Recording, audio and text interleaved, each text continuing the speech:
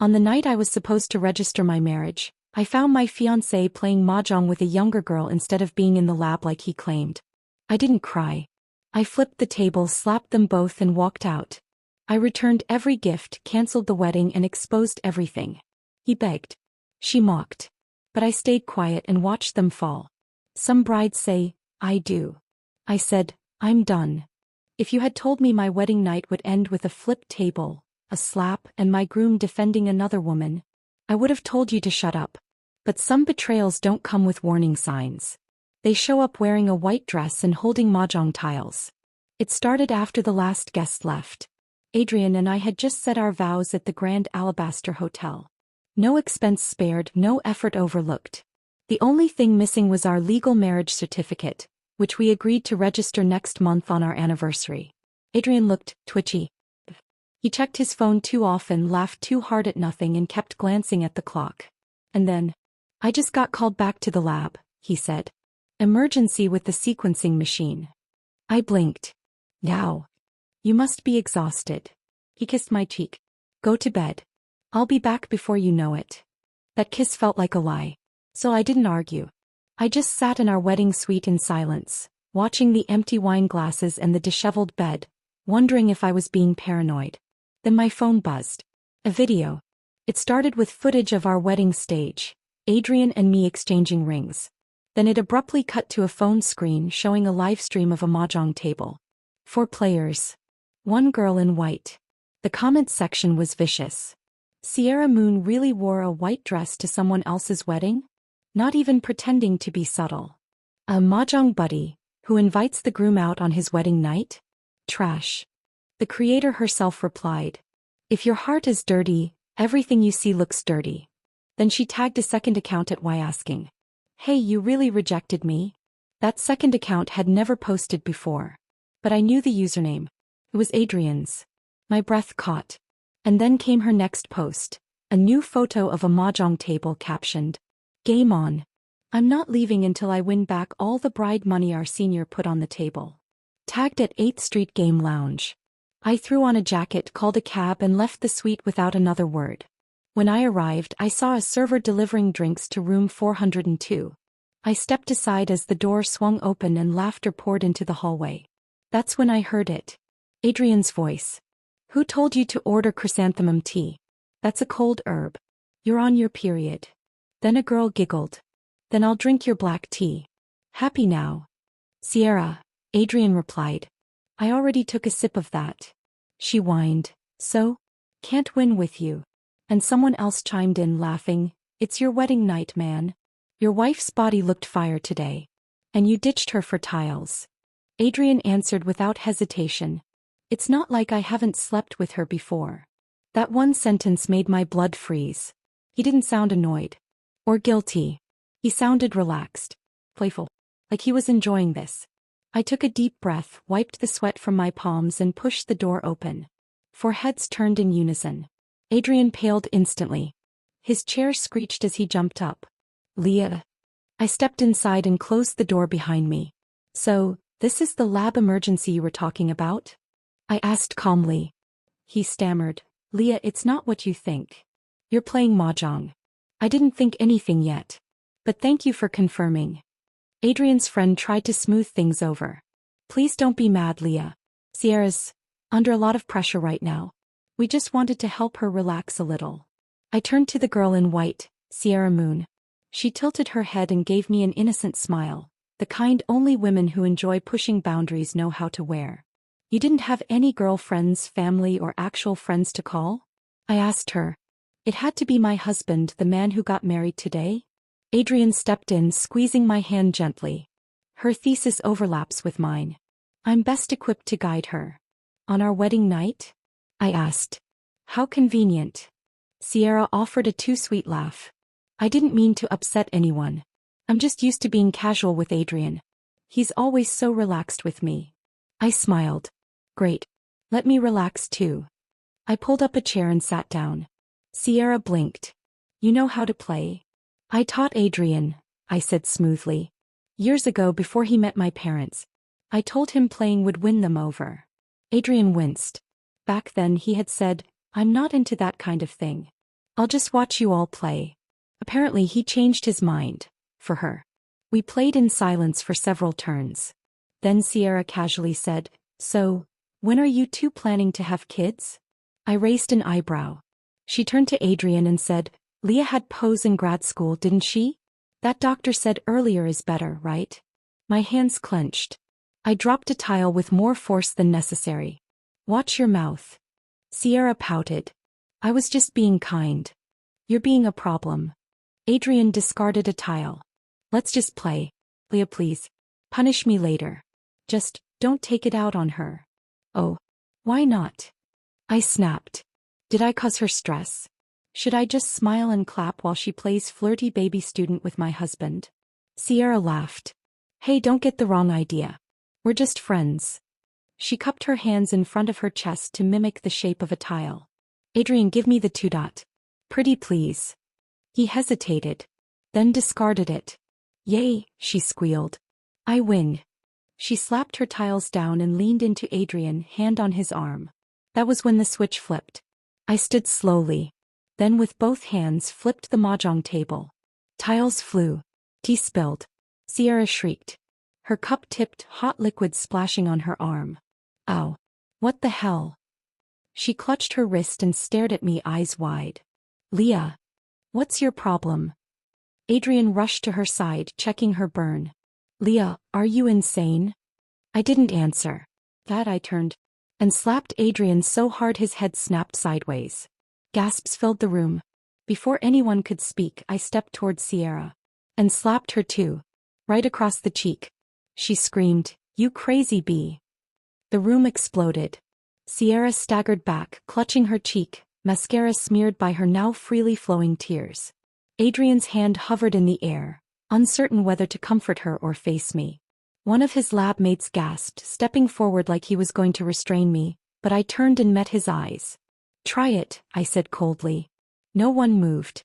The shattered calm hung in the air, the overturned table between us like a battlefield marker. Mahjong tiles were scattered across the floor. The chrysanthemum tea had soaked into the corner of the rug. Sierra sniffled dramatically, still holding her arm as if I'd broken it. Her expression said hurt innocent, but her eyes, those gleamed with fury. "You assaulted me," she snapped. "In front of witnesses." I tilted my head. "Good. Then you'll all remember exactly what caused it." "She's bleeding," one of the guys shouted. "Oh, give her a tissue," I said flatly. "It's a splash from her own tea, not acid." Adrian finally found his voice. "Leah, that was completely out of line." I turned to him slowly. "Out of line? You left me alone in our suite on our wedding night. Lied about work. Came here to flirt with your junior. And I'm out of line?" "We weren't alone," he tried to argue. "There are 4 people here. It's not like..." "Not like what?" "You weren't cheating." I interrupted. "Oh, congratulations. You didn't take her to bed, just gave her the privilege of calling you senior, shared inside jokes, let her use her chest to ask for tiles and gaslit your wife when she called it out. How noble." Sierra stepped back toward Adrian. "I said I was sorry." "No, you didn't," I snapped. "You said you weren't thinking. That's not the same." "Leah, enough," Adrian said sharply. "You embarrassed everyone tonight. You could have talked to me in private." "You embarrassed me first," I said. "Publicly." He threw his hands up. "It's a game. I made a mistake, fine. But flipping a table? Slapping people? That's not you." "No," I said. "That was me showing restraint." I turned on my heel and stormed toward the door. Adrian followed. "Leah, wait." I paused in the hallway.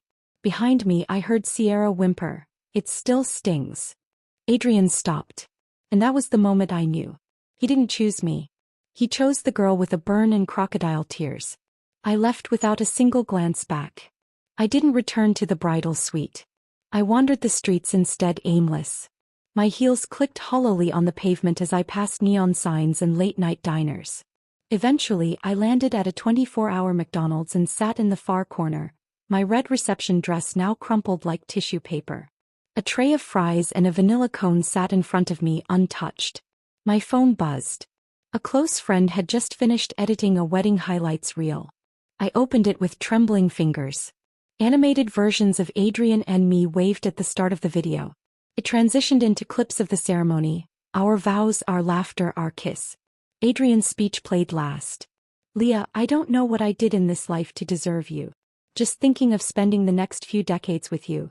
It makes me insanely happy. His voice broke on that last line. I didn't cry watching it. I just stared hollowed out. Then a new notification flashed. Sierra Moon posted a comment. They didn't even register the marriage. Just had a ceremony. To guess why?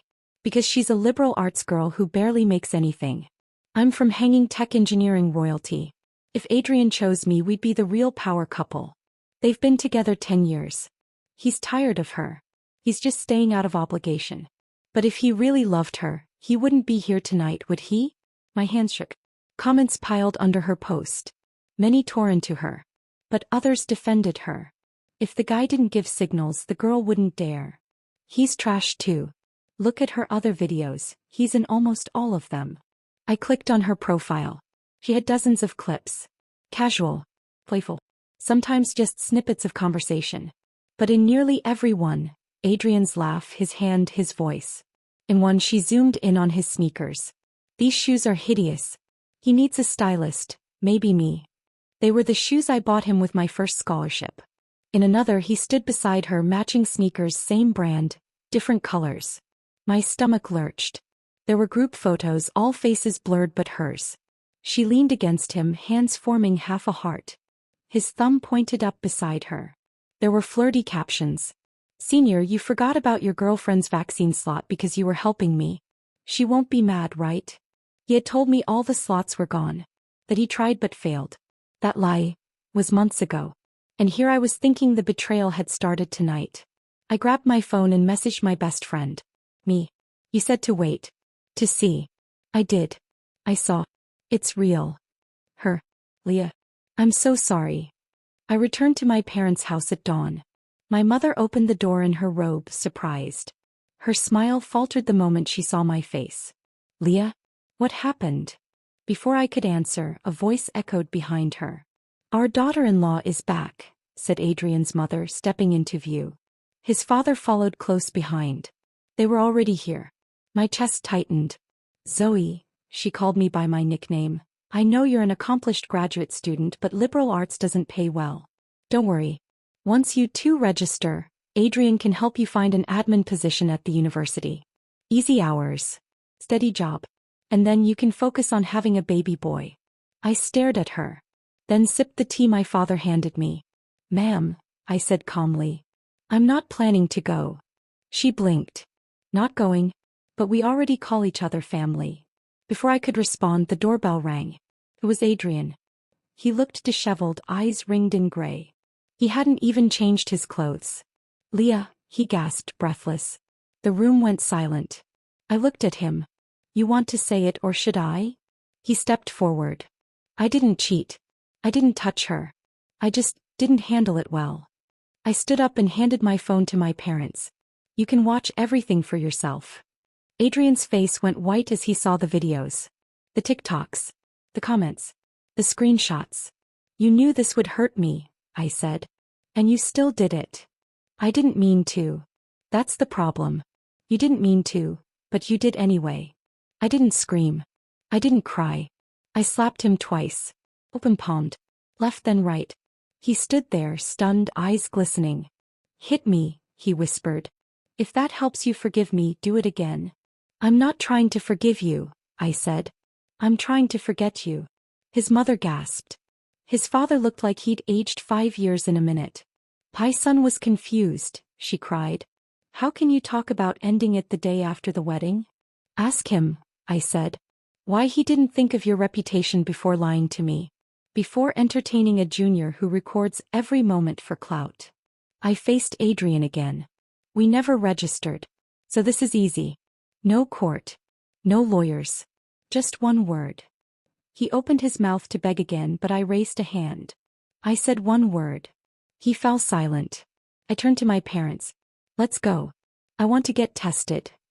That afternoon I sat in a hospital hallway, staring at the pale green walls. They confirmed I wasn't pregnant. I let out a long, shaky breath. A strange mix of relief and sadness. No child would have to live in this mess. Outside, I opened my phone. The internet was ablaze. Sierra's videos were being deleted rapidly, but I'd already screen recorded everything. And under one last post I finally replied. Thanks. I saw it all. Adrian showed up at my building every day for 16 days straight. Sometimes he brought breakfast. Other times flowers. Once he waited outside in the rain holding an umbrella and a thermos of ginger tea. My neighbors started noticing. Whispers followed me in the elevator. I ignored them all. It wasn't that I felt nothing. It was that I'd already felt everything. Pain, disgust, humiliation, rage. I'd burned through it all. Now there was only resolve. That morning I finally went down to face him. He looked up from the bench as I approached. His eyes lit up. He stood too fast, stumbled, then steadied himself with the railing. Leah, he breathed. You're here. I'm not staying long, I said flatly. You need to stop coming. I just want to talk. 5 minutes. Talk then. He held out a white paper bag. I got your favorite leek buns from Maze. The soy milk is still warm. Just like. Adrian, I cut him off. Stop. His hand trembled. You were angry that night. I get it. But I didn't cheat. I never crossed that line. No, I said. You just dragged a chair over it and offered her tea. He flinched. I was lonely, Leah, he said. We've been long distance for years. I missed you. Sierra was just someone who was there. I didn't think. That's the problem, I snapped. You didn't think. Not about me. Not about us. But you thought plenty about how to keep her around without, technically, doing anything wrong. She was just a student. Don't insult me. He fell silent. I crossed my arms. You wanted both. The decade-long girlfriend who supported your PhD, and the younger girl who made you feel admired. Adrian didn't deny it.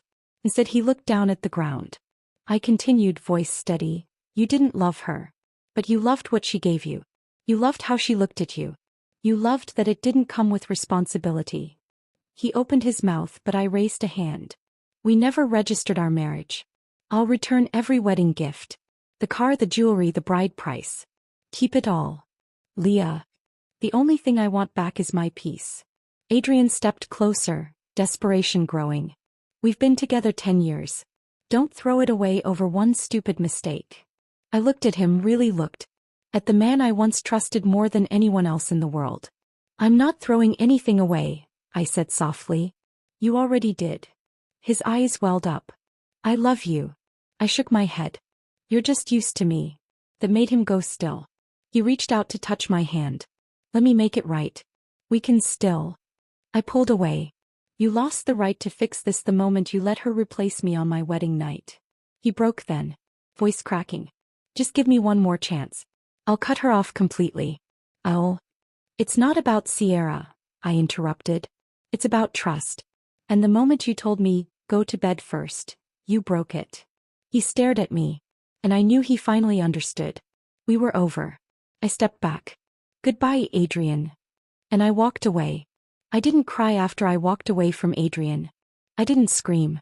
I didn't fall apart.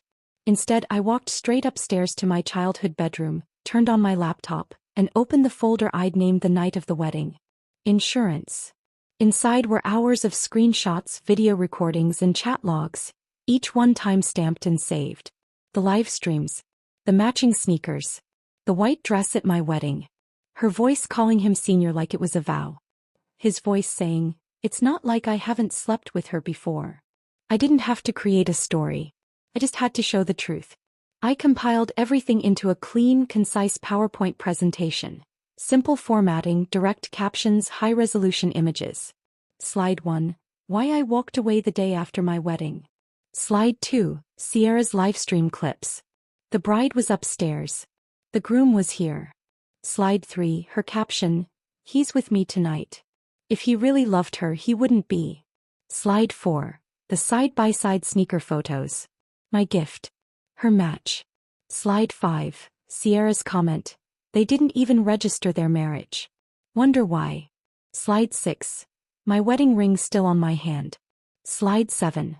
Screenshot of Adrian inviting her to the wedding, and telling her she didn't need to bring a gift.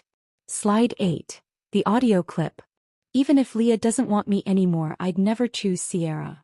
I didn't include dramatic music or angry text. I didn't add my voice. Just facts. In order. In silence. Then I uploaded the file to a cloud drive. Password protected. And shared it. First, anonymously on a few university forums. Then through a popular academic gossip account that had once shared our engagement photos. Lastly, I emailed a copy to the Red Hill University Faculty Ethics Committee, the same school where Adrian had just been hired as a junior research fellow. I included a simple note. I believe a potential violation of faculty conduct and academic favoritism occurred involving a newly appointed staff member. Please find the relevant documentation attached. It was done. I leaned back in my chair. The fallout wasn't instant. It was worse. It was slow. Like watching a storm crawl over the horizon, growing darker and heavier with every hour. By evening, Sierra's videos were being screen recorded and reposted by other users. People weren't just watching. They were enraged. She called the groom out on his wedding night? This girl went to the wedding in white and thought it was cute? Please tell me the bride ran. Then someone found her alternate handle, on a private campus group chat, and leaked a photo of her graduation thesis submission. A single name on the cover page, Sierra Moon. In tiny print at the bottom. Mentor, Dr. Adrian Blake, pre-appointment. The caption, she got her grad school offer using this? It was like watching a match hit gasoline. People dug deeper. She had posted a celebratory reel months ago holding her thesis with the line.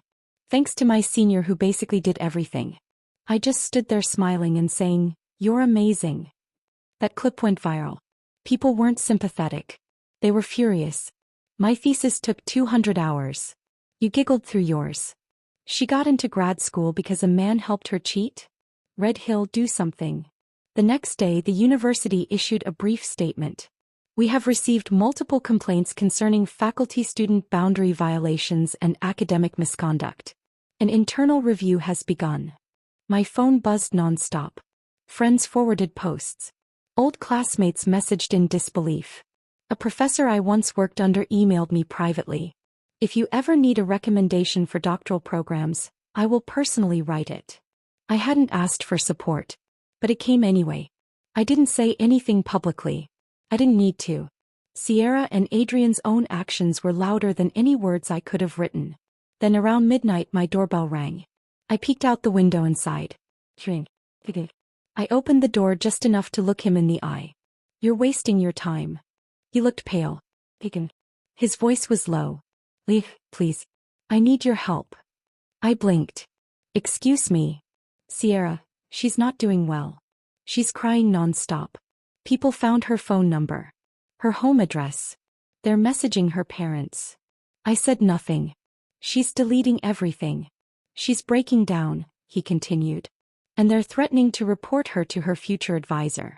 Her grad offer might be revoked. I crossed my arms. You sound upset. He swallowed. They're saying she used me to cheat her way in. That I wrote her paper. That we... Didn't you? I asked coldly. Didn't you give her your data? Didn't you coach her step by step? Write half her thesis. He winced. I was just helping a student. I didn't think. I cut him off. That's your favorite phrase. I didn't think. But it doesn't mean you didn't know. He stepped closer. Leah used to be kind. You would have helped her. I was kind, I said. That's how you fooled me for 10 years. He looked at me, pain in his eyes. She didn't do this alone, I said. You encouraged her. Let her inch into your world. Let her sit at the same table you once refused to share with me. She's just a girl. She's not the problem, I said. You are. His mouth opened, but I shut the door. An hour later I got a private message. From Sierra. You've made your point. I'm backing off. But I'm also human. I have mental health issues. If something happens to me, it's on you. I stared at the screen. So now I was the villain? I typed back. Actions have consequences. So do lies. This isn't about your mental health. This is about accountability. Then I blocked her. By the next morning, Sierra's account was private. Half her videos were gone. But it didn't matter. People had saved everything. The The university forums were filled with new threads. Her name was on the trending list. Adrian hadn't been named publicly, yet. But internally people knew. His labmates. His faculty mentors. His rivals. He showed up once more that week, this time outside my office. He looked thinner. Exhausted. Leah, just tell them it's not true. Tell them I didn't cheat. That I didn't break conduct rules. I stared at him. You didn't cheat? I said slowly. You just handed her research you didn't give your peers. Wrote half her paper. Invited her to our wedding. Lied to me. Ditched me on our wedding night. Shared private moments she turned into content. Let her humiliate me publicly and said nothing. He looked down. You were right about one thing, I added. It's not technically cheating. I leaned closer. It's just disgusting. By the time the online forums had calmed and the university launched its internal review, I had already packed away the last box of wedding gifts. Not one item had been opened. Not the silver cutlery set from Aunt Mira. Not the cash envelopes from my father's board colleagues. Not even the bouquet of gold-stemmed roses from Adrian's parents, which I'd deliberately left to wither in the guest room. My family handled everything. My mother made the calls to vendors, canceling pending formalities and returning deposits. My father arranged for every gift to be returned, down to the last engraved coaster. Even the mahogany marriage certificate holder, still empty, was packed back into its velvet case. I signed the formal withdrawal notice from the registrar's office myself. It felt like sealing a chapter shut. Not tearing pages out. Just turning them, clean and final. But Adrian didn't understand final. He showed up the next day. And the next. And the day after that. First with flowers. Then with takeout. Then with an offer letter from a tech startup where he'd apparently secured an interview for me. Yes. After being publicly exposed, shamed, and humiliated, he thought I could be won back with pad thai and a junior project manager position. I didn't even open the container. You've been waiting 10 years for this role, he said, eyes hopeful. You shouldn't have to start from scratch just because of me. I'm not starting from scratch, I said calmly. I'm starting without you. His smile faltered. Leah, I made mistakes. But I never stopped wanting you. I raised an eyebrow. You wanted loyalty from me and adoration from her. You wanted a backup plan who never talked back and a fan club who called you senior. He flinched. I wasn't your girlfriend, I said. I was your insurance policy. It didn't stop him. He lingered outside my gate at night. He paced the pavement across from my building. He left sticky notes in my mailbox. Quotes from movies we once loved, lame attempts at apologies, job listings, poetry. My mother offered to install security cameras. My father offered to break his nose. I just said, let him try. He needs to see it won't work. One evening after my yoga class, I came out to find him leaning against his car by the parking lot holding a paper bag. I brought your favorite mango mochi, he said softly. Stop this. I can't, he whispered. I can't sleep. I can't eat. Everything reminds me of you. I stared at him. He looked thinner. Grayer. Not from pain. From exposure. He stepped closer. I've cut off Sierra completely. I changed my number. I deleted every photo, every message. I told her it's over. I don't care, I replied flatly. He faltered. I thought I loved her. I thought it was just attraction. But it was infatuation, Leah. You're the only one who ever saw me fully. I stayed silent. He began to cry, messy, unrestrained sobs that echoed against the concrete walls. I ruined everything, he choked. I chose attention over peace. I thought you'd always be there. I thought I had time to grow up. I looked at him, not the boy I fell in love with, not the man I planned to marry. Just a ghost. I used to believe love could survive anything, I said softly. But some things aren't storms. They're earthquakes. They shift everything. He dropped the mochi bag. Please. Just one last chance. I shook my head. The man I loved, I said, eyes steady, died in my memories long ago. He broke. Right there. Hands on his knees, sobbing into the gravel.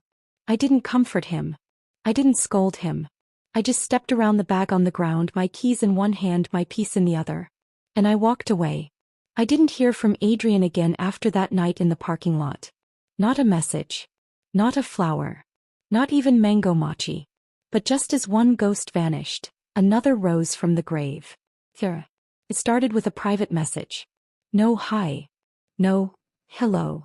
Just a screenshot of an old picture of her and Adrian, arms linked, smiling on a beach, his face turned toward her shoulder. Looks like I win after all. Smiling face with smiling eyes. I stared at it. No caption. Just smugness wrapped in delusion. She followed up with a string of hearts. Then, hope you're healing, girl. I heard heartbreak takes time. I didn't reply. I just stared for a beat. Then I opened my voice notes folder. There, saved under insurance.mp3, was the voice clip from the parking lot. Adrian's voice, cracked, crying. I ruined everything. I chose attention over peace. I thought you'd always be there. Thought I loved her. But it was infatuation. You're the only one who ever saw me fully. I trimmed it to the perfect 14 seconds and sent it back. No caption. Just the clip. She read it. Didn't respond for 2 full hours. Then the meltdown began. First came the frantic typing bubbles. Then radio silence. The post from Sierra's close friend's Insta story. Camera with flash, a filtered picture of Adrian passed out on a sofa, shirt slightly rumpled. Caption, post snuggle nap face blowing because he's mine now. Always has been. I raised an eyebrow. The date on the photo? From 4 months ago, based on the EXIF data. The shirt? The same one he donated to charity last month when moving out of his old apartment. I screen recorded the story. Every second. Every detail. Her name. The timestamp. The filter. Caption. Then I opened my folder titled University Ethics Case. Time to close the loop. The next day, I submitted the following to the university board. Screenshots of Sierra claiming she was in an ongoing relationship with Adrian while still under his academic supervision. With the recorded voice clip of Adrian's emotional confession. The edited fake post she shared afterward, meant to provoke and mislead. Prior messages from her threatening me which I had saved long ago but never used. I labeled it simply, Final Addendum, Pattern of Dishonesty and Unprofessional Conduct. By the end of the week, the board had responded. Sierra was called in for an immediate disciplinary hearing. I didn't attend the hearing. But my inbox told the story. From University Academic Affairs. Subject, Disciplinary Action Results. Effective immediately, Ms. Sierra Huang has been removed from all ongoing research publications and is suspended from all collaborative academic work pending further investigation. Then another. From Department of Talent Acquisition, Red Hill Technologies. We regret to inform you that Mr. Adrian Ko's job candidacy has been withdrawn based on ethical conflict disclosures reviewed by our compliance department. Done. The final moment came silently. I received no more messages from Sierra. No more fake stories. Just one last notification. At Sierra.who locked their account. You are no longer following each other. I stared at the screen for a moment. Then set the phone down. Outside my window, the first rain of the season began to fall. Soft, rhythmic, clean. I watched it in silence, sipping my tea. No smile. No smugness. Just stillness. Just peace. After Sierra locked her accounts and disappeared from every group, every academic thread and every digital forum she once flaunted, it was quiet. Deliciously, satisfyingly quiet. I didn't expect updates. But the universe delivers gossip like it delivers rain. When it's ready, it pours. The first drizzle came through an alumni message. Girl, Sierra's out. Like banned. Officially. I didn't reply, but I did raise an eyebrow. Within a week, it was everywhere.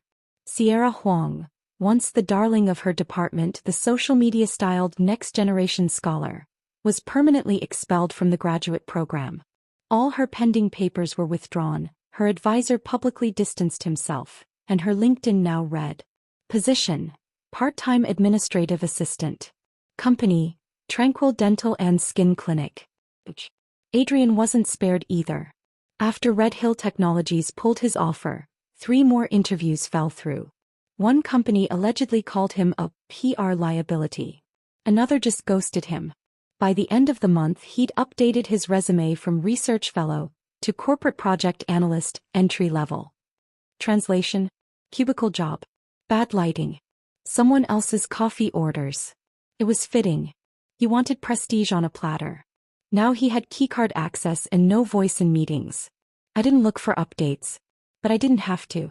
Because life as always loves irony. It found me in the form of a dinner reservation. It was a Friday evening. I was out with a few friends, celebrating a colleague's upcoming move to Berlin. The restaurant was cozy, modern, dimly lit. Jazz in the background, clinking of wine glasses, murmurs of laughter. Then came the sound that didn't belong. A high-pitched voice. Accusatory. He told me you were swiping on Tinder, Adrian. My fork froze midair. I didn't turn immediately. But heads were already turning around me. I wasn't on a date. Adrian's voice snapped back. It was a networking event. And you're not even. Don't lie to me. Sierra screeched, grabbing a water glass and slamming it down. Somewhere behind me, a woman gasped. Someone started recording. Fully I turned. There they were. Adrian in a wrinkled shirt and weary eyes. Sierra in a too bright dress and smeared lipstick, pointing a shaking hand at his chest. He said something I didn't catch. She didn't wait. She threw the water glass. It missed. Barely. Then came a slap, open-palmed, loud and completely ungraceful.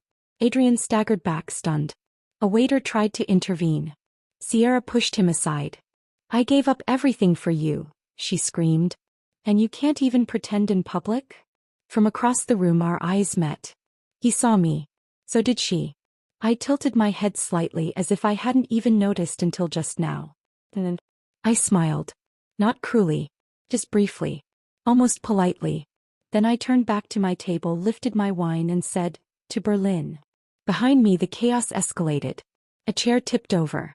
A plate shattered. Someone called for security. And then came the final act. Adrian yelped. Sierra had thrown something, maybe a bread basket, maybe a purse. It hit him squarely on the shoulder. Moments later, 2 uniformed security officers arrived and began separating them. Sierra flailing. Adrian red-faced and holding his arm. The manager appeared. A small crowd had gathered. Phones were up. Then police walked in. Someone clapped. Adrian tried to explain. Sierra shouted again.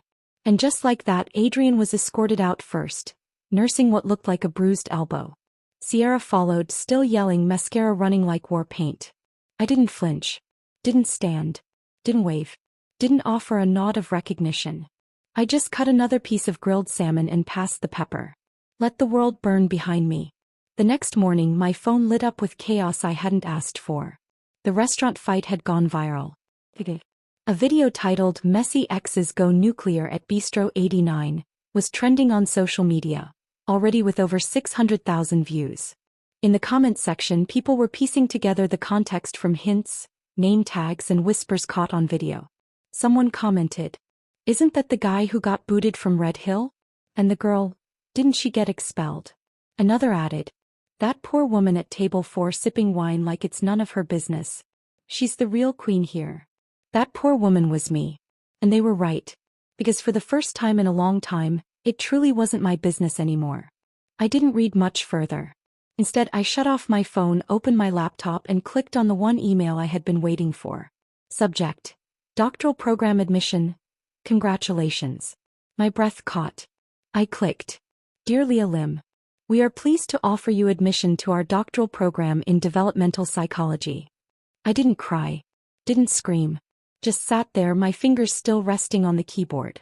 Then I whispered, finally. It wasn't just a degree. It was freedom.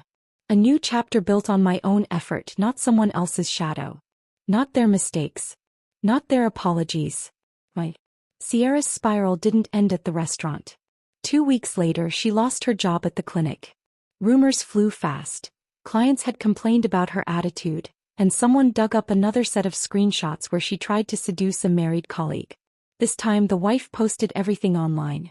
Sierra became a hashtag, then a meme, then a cautionary tale. She tried again to go live.